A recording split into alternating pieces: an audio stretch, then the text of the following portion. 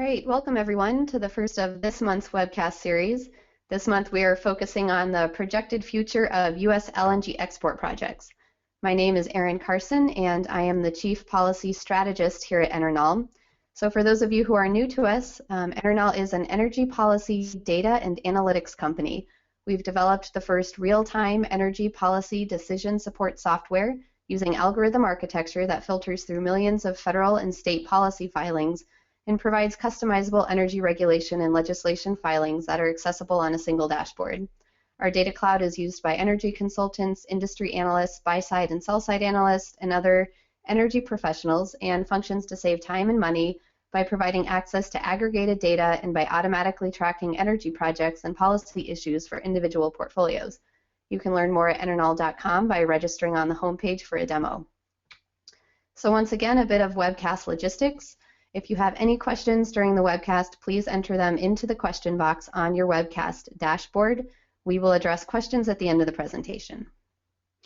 So to get started, today we will be discussing U.S. LNG projects and the role that the regulatory approval process plays in their success. First, we'll touch on what has happened here and in East Asian gas markets that's led to so many U.S. companies proposing LNG export projects. Next, we'll run through the FERC and DOE regulatory approval processes to paint a picture of the hurdles that dozens of these projects have to clear before their construction can begin. And we'll go into depth regarding the 5 U.S. LNG export projects that have so far gained approval. And then we'll mention 5 additional projects that we project are likely to reach the final investment decisions in the next year. So as with last month, our webcast today is based off of findings from our comprehensive research report that we published on June 1st, entitled Rate of Regulatory Approval Key to U.S. Role in Global LNG Market. You can find it online at enerknol.com.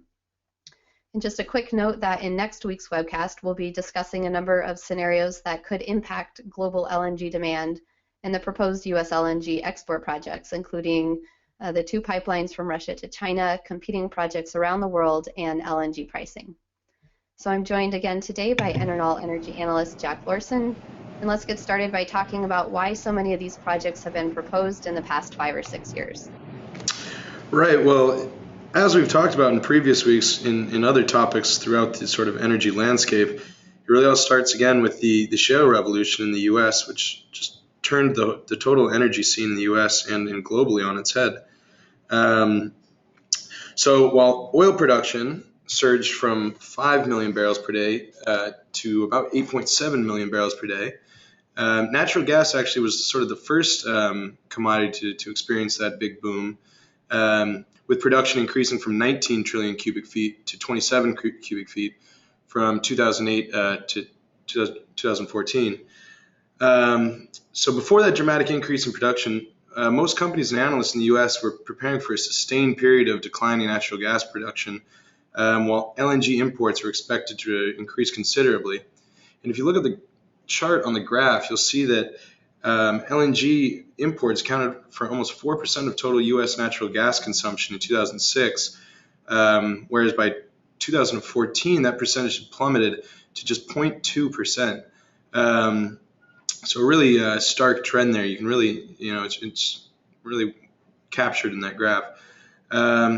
So a number of port companies unfortunately had very poor timing in their decision to construct multi-billion-dollar LNG import terminals, like Cheniere, Freeport, LNG Development Company, and for example, a consortium of companies including ExxonMobil, ConocoPhillips, and Qatar Petroleum. So they all built these multi-billion-dollar facilities just as this trend was taking place in the mid-2000s. And they were kind of just saddled with these huge costs and facilities that weren't going to be economic over the long term. Just as natural gas production was surging in the U.S., demand in Asia skyrocketed due to the unprecedented economic growth that we saw in China over that period in the 2000s.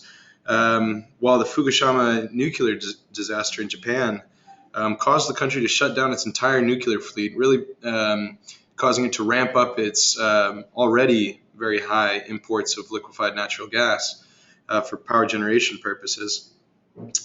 So any LNG sort of discussion starts in East Asia, and you can see on that graph that Japan and South Korea account for over half of global LNG demand, whereas China is just at 8%. Or this information is from 2013, but China's role is forecast to increase considerably with or without those Russia to China pipelines that you mentioned, and we'll talk about next week.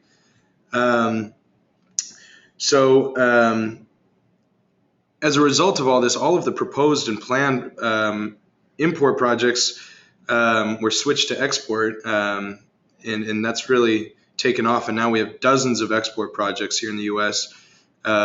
Proposed, and with East Asia as the destination market. That's right. And like you said, the graph here is from 2013, but in Japan's imports, they really reached a record high last November, right, in November 2014. And we do know that Japan's planning on bringing on its first nuclear plants online in the next year, and that will temper its demand. We'll see probably a slight downtick, but even with that, Asian markets are going to continue to make up the largest global percentage there. So as you mentioned, the results of the Asian markets and the U.S. supply really has been very dramatic on the U.S. industry. So there were about 11 LNG import terminals operating in the U.S. in the 2000s, and all but only 2 of those have either retired or had export conversion projects proposed.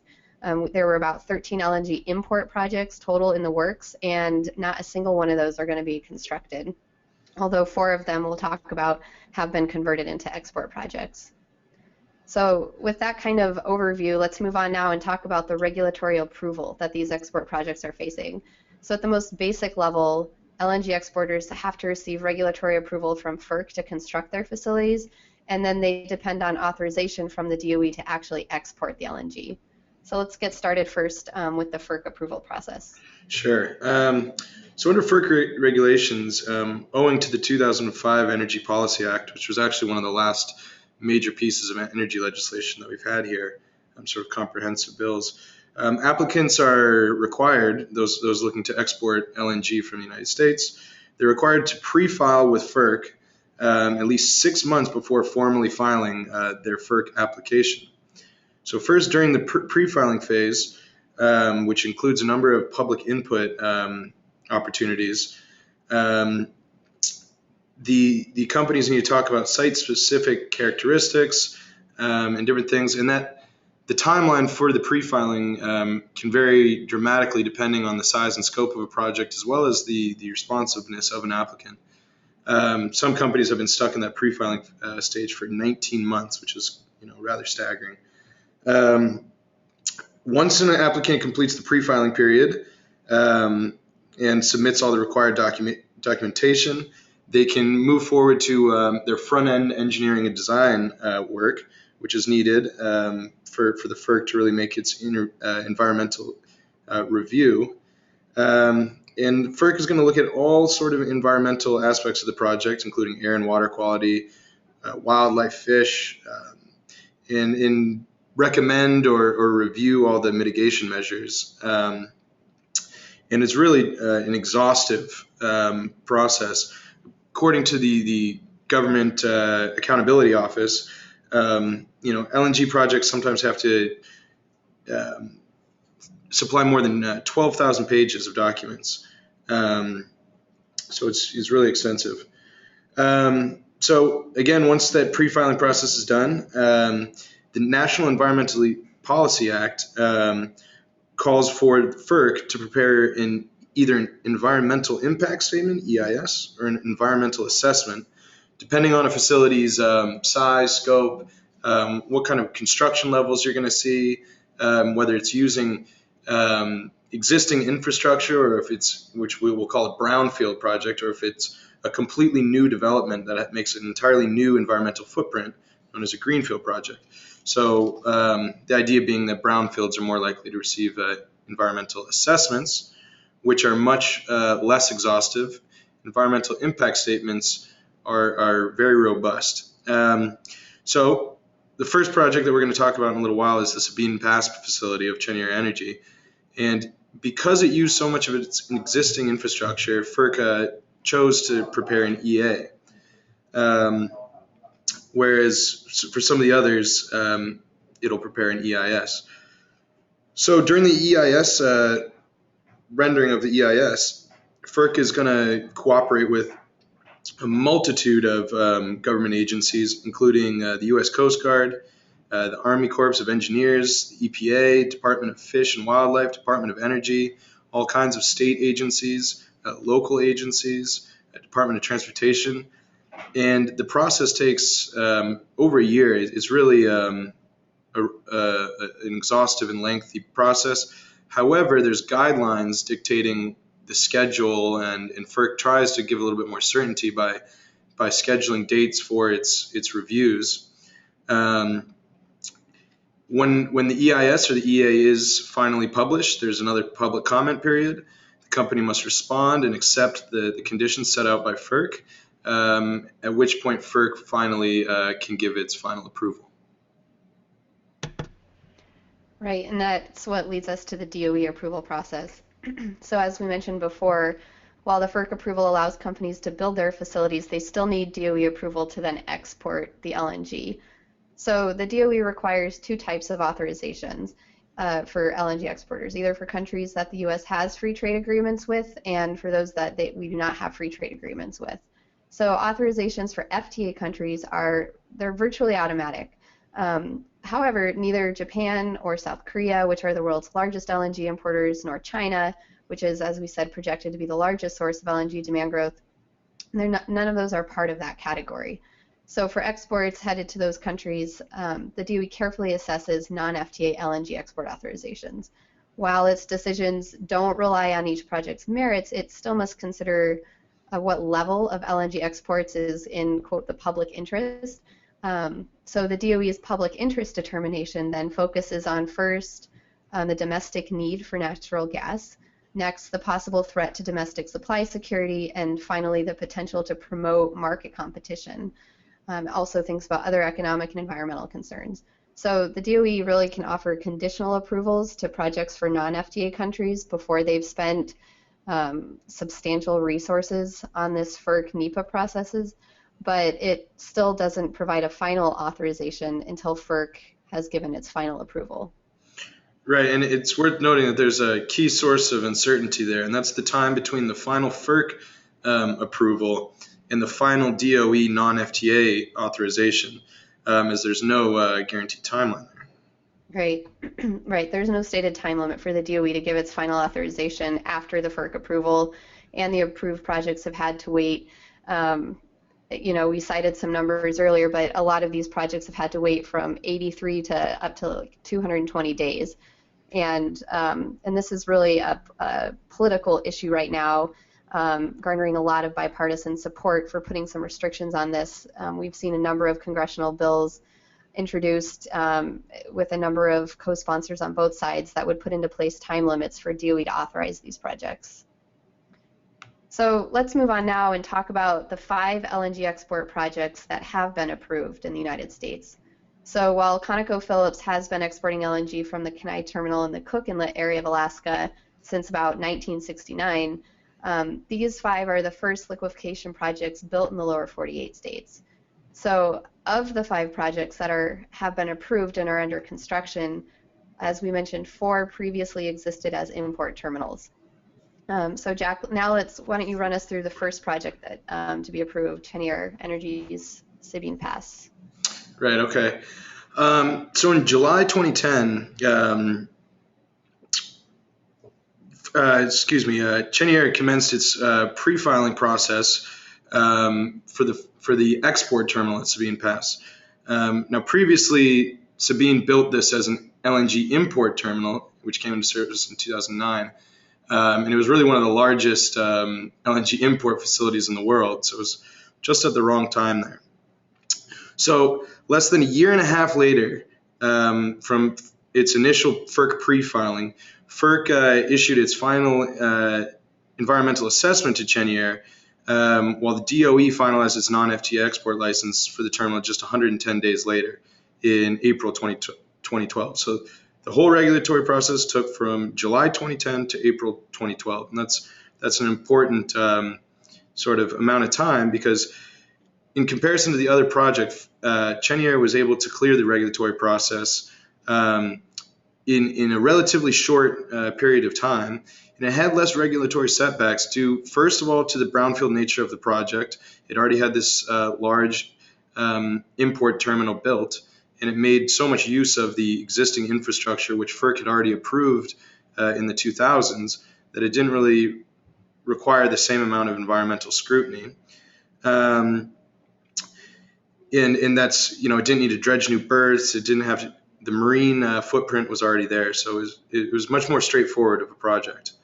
And then another factor would be that the DOE in current projects, it's having to discern what's the correct level of LNG exports for the U.S. market and what the impact on U.S. natural gas prices will be and different things like that. Whereas the discussion about the Cheniere Sabine Pass project was more just should we allow LNG exports in the first case. So it really enjoyed a first mover advantage, and as you see on the screen, it gained regulatory approval in just 723 days.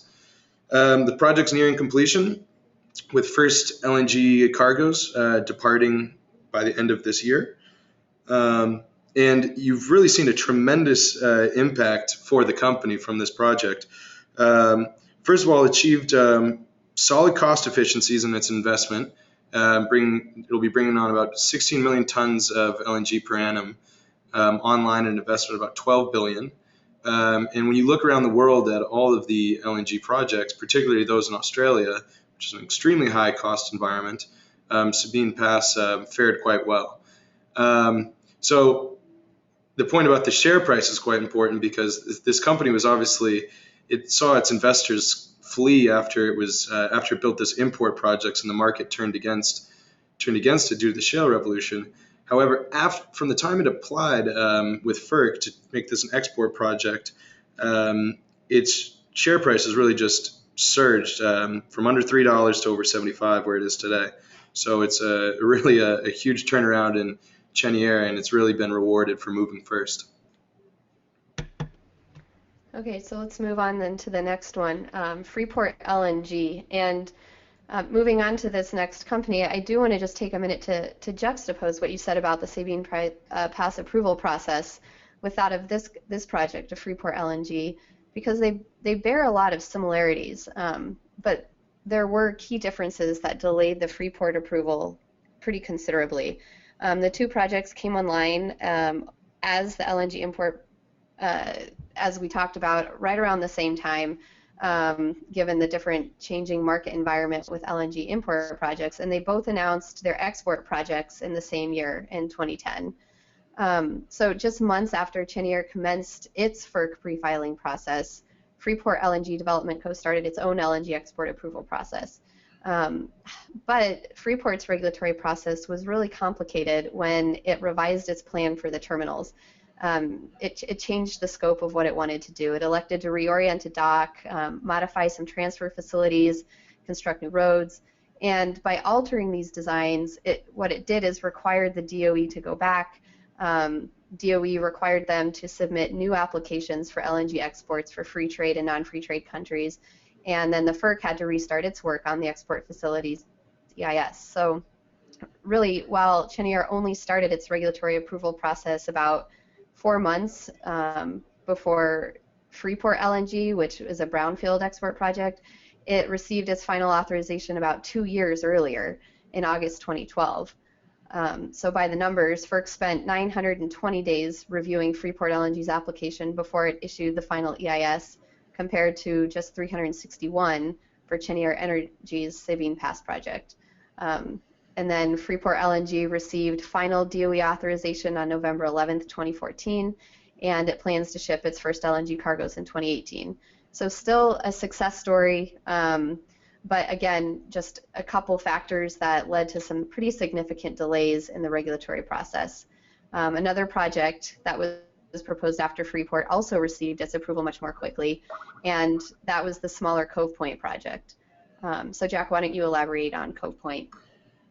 Right, so Cove Point isn't the same as these other projects, these large, import terminals that were built in the 2000s. And we mentioned that FERC elects to prepare either an EIS or an EA, depending on the size and scope of a project. And Cove Point was a much smaller LNG import facility located in Maryland. So for that reason, FERC elected to prepare an EA for the project. And the Cove Point terminal has been importing LNG since the 70s, and it's maybe worth noting there that Dominion acquired the terminal from Williams in 2002 for just over $200 million. So the environmental assessment for Cove Point was prepared in just 409 days, compared to 732 days for the average final EIS of the other projects. So really, you knock off 300 days for the decision to provide an environmental assessment rather than an environmental impact statement. On the other hand, the DOE waited 220 days after the environmental assessment to issue its final non-free trade agreement. So that's the longest the DOE waited. And it's likely that the DOE spent more time reviewing that project because the environmental assessment is a much less exhaustive review than an EIS. Right. So, and at this point, we're really starting to see a lot of the regulatory red tape developing as more and more projects are proposed and began the federal approval process. And Sempra Energy's Cameron LNG project kind of makes that case. It's a very similar project to the Sabine Pass and Freeport LNG projects, but was a very straightforward process. And so the extraordinary speed of the Sabine Pass approval, like we mentioned earlier, is really unlikely to be repeated now that there are just these dozens of companies inundating FERC with export applications. On the other hand, the Cameron LNG project, which was lengthier than Sabine Pass, really was a very straightforward process, and we find that it really could be held up as a benchmark for brownfield projects. And so earlier we mentioned that brownfield projects were much more common for commercial reasons. So let's talk for a minute about what we learned about greenfield projects during the Corpus Christi approval process. Right. So after getting its Sabine Pass project through FERC and the DOE, well, actually during that period, Cheniere proposed a second LNG export terminal at Corpus Christi in Texas. However, unlike the four other approved projects that we mentioned, this new terminal was a greenfield development, meaning that there was no LNG import facilities there. It wasn't going to make use of existing natural gas infrastructure.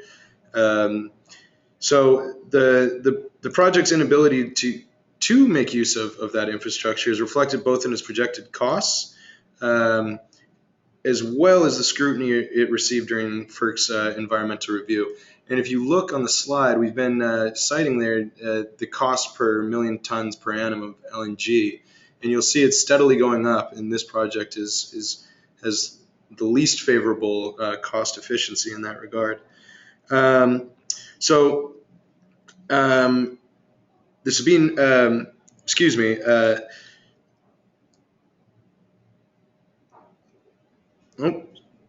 so let me just get back to this. Sorry about that.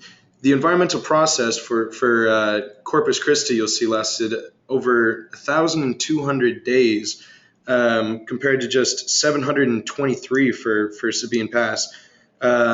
And the EIS was prepared in 768 days, which is much longer than the entire review process of the Sabine Pass terminal. So really, it's really just very stark. And as you project forward, you're going to see that these greenfield projects are stuck in that environmental impact assessment statement period for substantially longer periods of time. That's true. I do think, though, that Cheniere Energy has proven with its Corpus Christi project that greenfield LNG export projects will be able to advance, eventually, despite the extra costs and regulatory burdens. So let's move now to some takeaways. We do see several takeaways in the experiences of these 5 approved U.S. LNG export projects. Obviously, the numbers vary, the costs vary, and the return varies. But what we've seen in terms of their ability to progress through the regulatory process is that the Sabine Pass project was able to make progress through FERC and DOE much more quickly than the other projects, namely because it was the first mover. And FERC and the DOE weren't yet inundated with all of the LNG export applications that we currently see. while Freeport LNG also moved quickly in response to the shale revolution, like Sabine Pass did. Its changes to its design is really what we think led to its significant regulatory delay.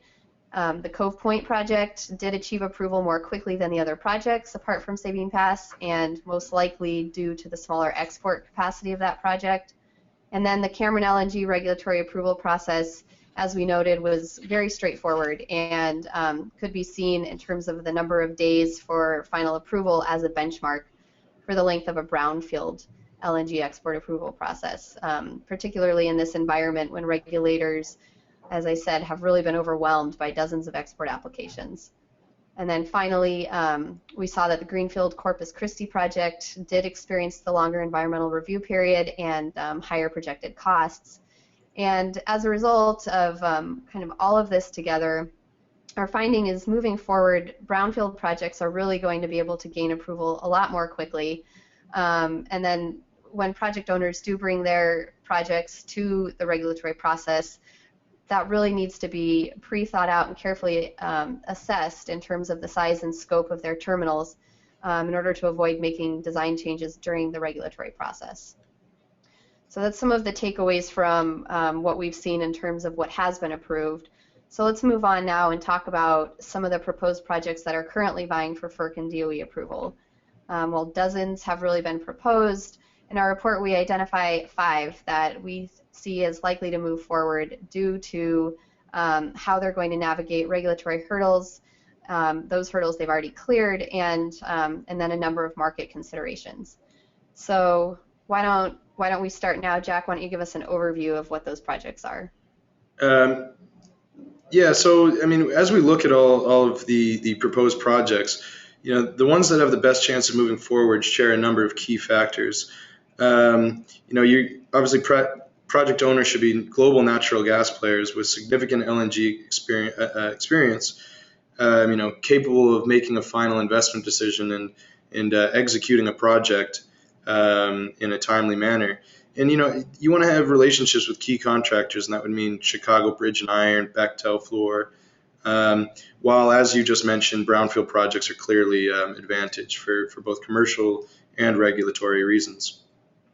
So the projects we're going to talk about right now are Qatar Petroleum International and ExxonMobil's Golden Pass products, excuse me, Energy Transfer and BG Group's Lake Charles LNG, Kinder Morgan's Elba Island, and 2 Oregon export terminals, greenfield projects, but that are fairly far advanced in the regulatory stage, but there are some question marks over them.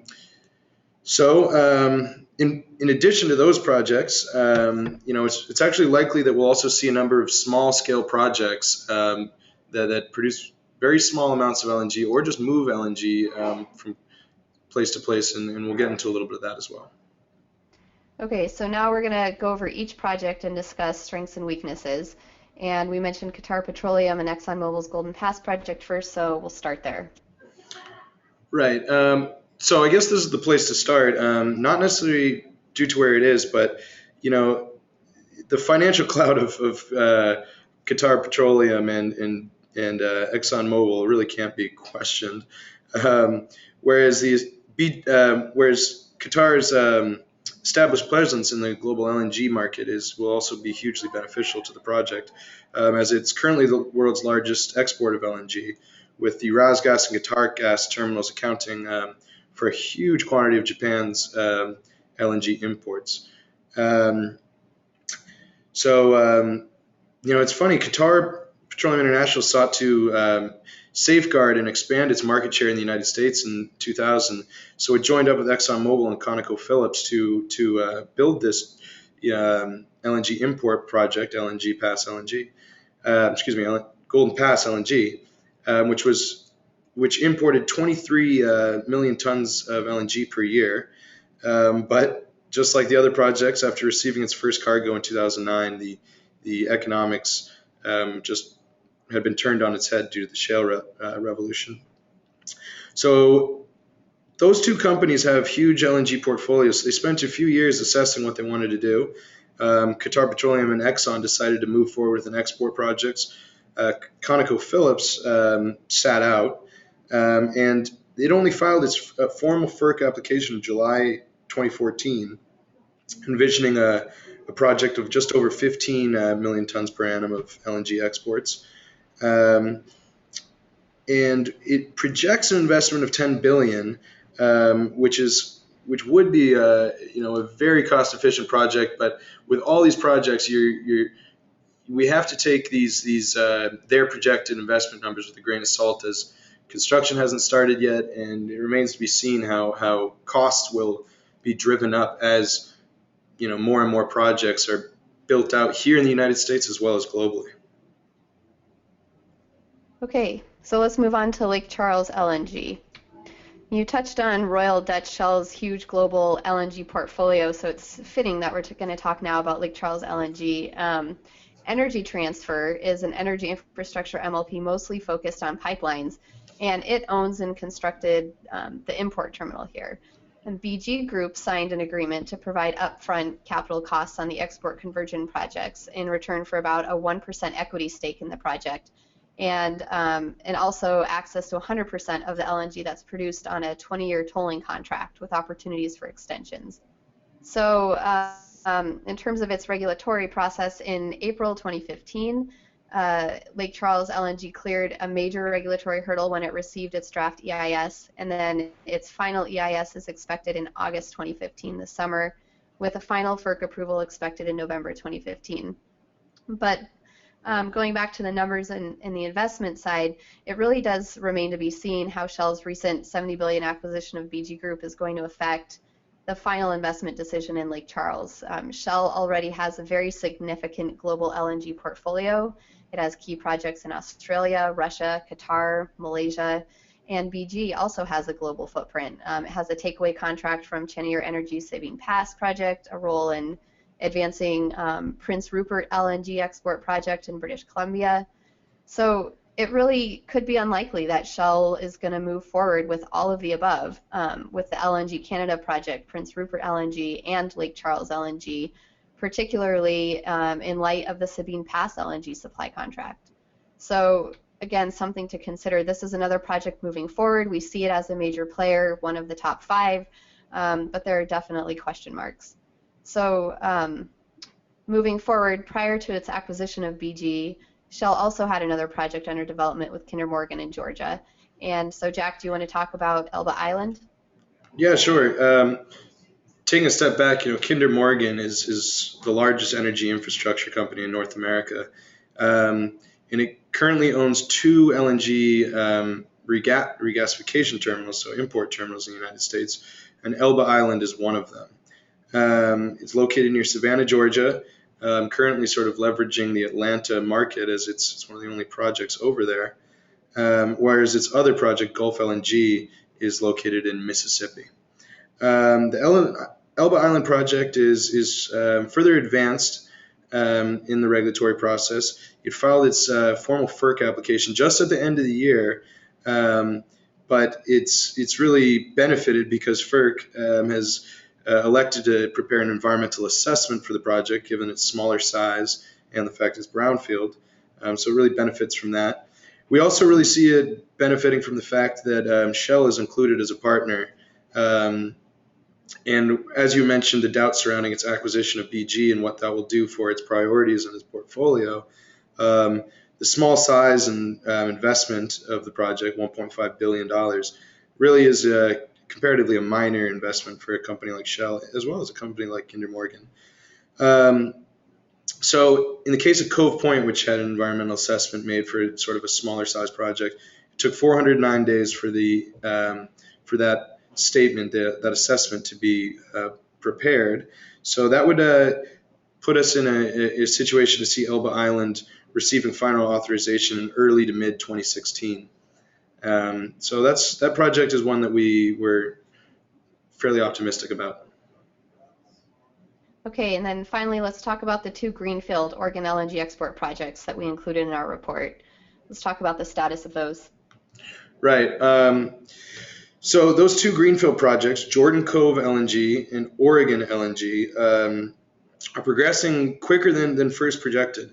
So first, let's talk about Jordan Cove, owned by Canadian pipeline Veresen. It's a 6 million tons of LNG per year project, and is located at the International Port of Coos Bay in Oregon, which is an advantage for it because it is a greenfield project, which will involve higher costs. But the fact that it's in that international port means that there is some sort of industrial infrastructure there for it to leverage.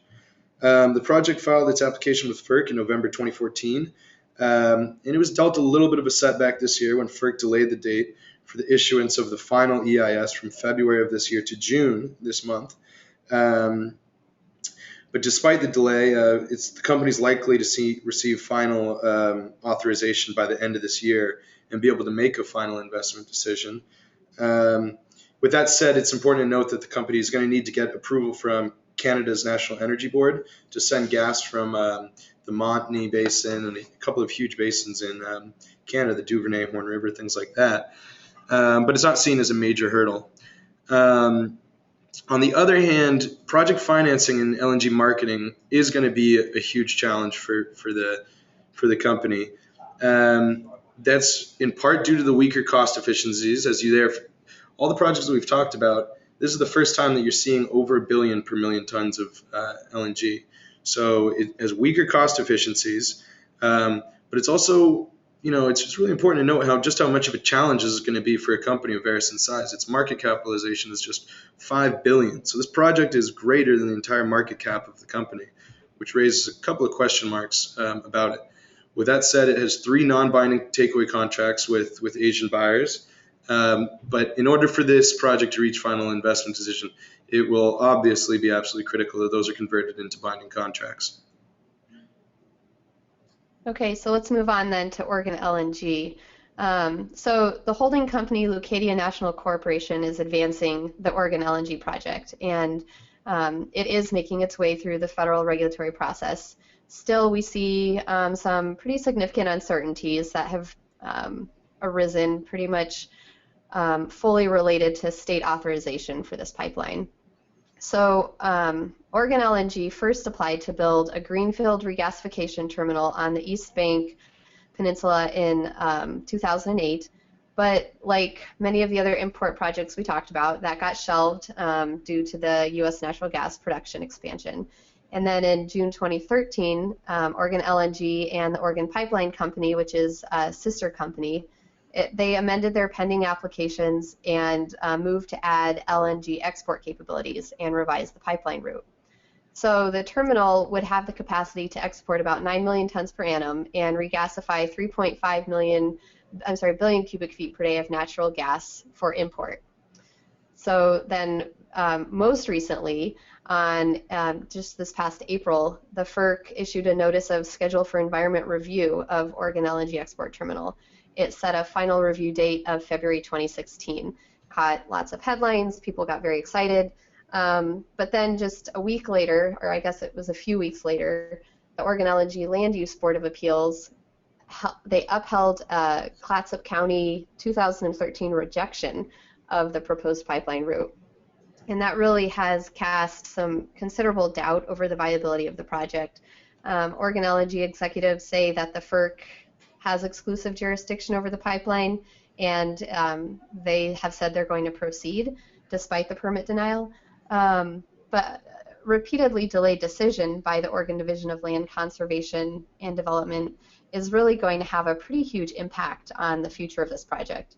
It remains to be seen whether Leucadia, which is a New York-based investment company, will continue, whether they do have interest in constructing and operating an LNG terminal, or if they're looking to bring the project along before selling.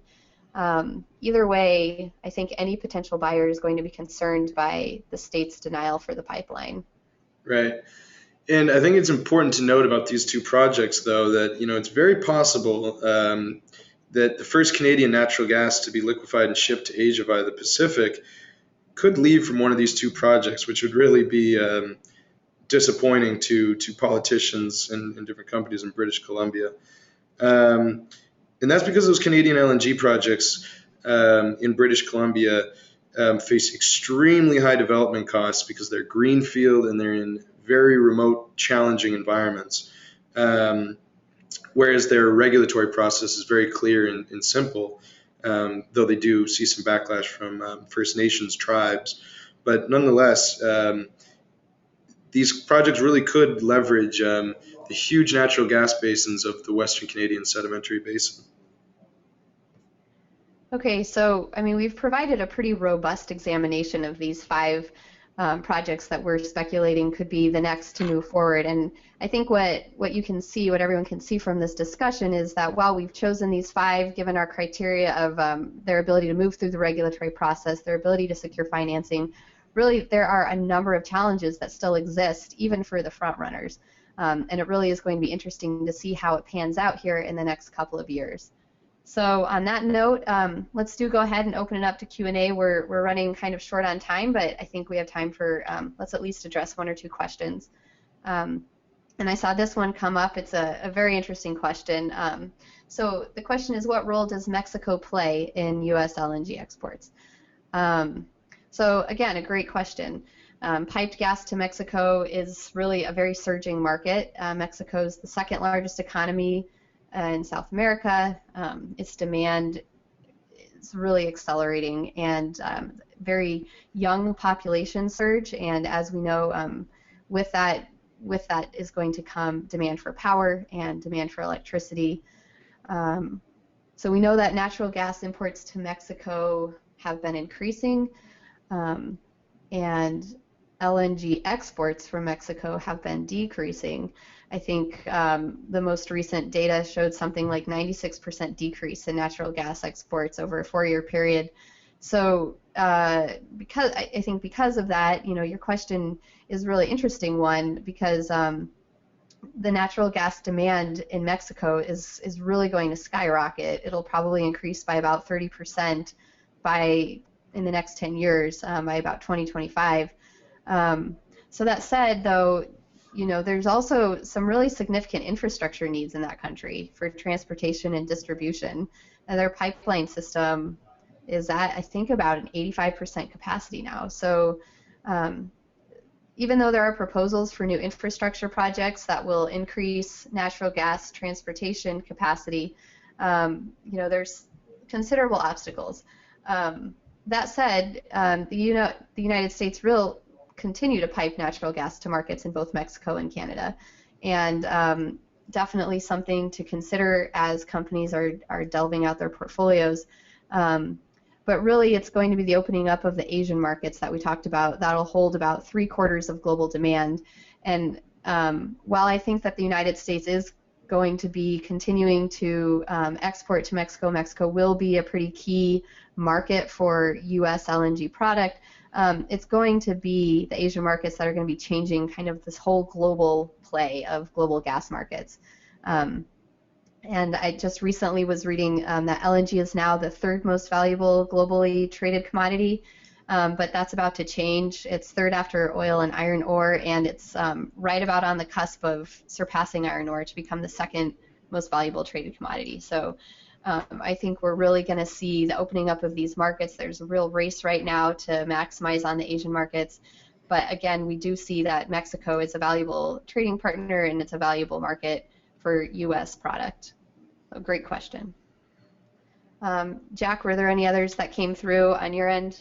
Yeah, they were seeing one about long-term pricing and whether we're going to see oil-linked contracts or more Henry Hub-linked contracts. Oh, okay, yeah, I see that one now. Do you want to take that? Yeah, absolutely. We're going to delve into this a lot more next week. It's kind of going to be the topic of the webcast. But just briefly, so, as the LNG market tightened over the last 20 years for a variety of reasons, sort of Indonesian exports haven't performed as well as you would have hoped. There's been some setbacks in Australian projects getting delayed and different things like that. But for various reasons, the LNG market's been very tight and been a seller's market. So LNG exporters, namely Qatar and Australia, have been able to sign these long-term contracts with Japanese and different South Korean and power generation companies that are linked to the price of a basket of oil going into those countries, known as, well, in Japan's case, Japanese crude cocktail, JCC. So we're still seeing JCC pricing in a number of projects around the world, but the U.S. projects have a little bit of an advantage at the moment because they're willing to sort of work as tolling projects and be based off the Henry Hub. Then they charge a liquefaction fee plus a modest premium and the cost of transportation. So as oil was, reached $147 in 2008 and is, stabilized above $100 more recently before this current price drop, those prices were just, gouging these utilities companies, and Asian buyers have been really desperate to move away from the JCC contract and look for a spot market to develop. And they've really been excited about these Henry Hub projects, and rightly so when natural gas has been around $4 to $3. So next week we'll show some graphs that show, JCC pricing means that Asian buyers would be paying about $16 per million British thermal units, whereas and that's while the price of oil was over $100. Whereas if they were buying Henry Hub, which unfortunately doesn't exist at the moment because we don't have any projects set right now, they would only be paying about $9. So there's a huge ability for them to move towards these projects. But the key thing here is what are we going to see in terms of oil price? It largely depends on your view of oil prices, which obviously a wide range of analysts have differing opinions. We sort of believe that we're not going to see, for the next year or two, we're going to see sort of a sustained low price environment in the 60s.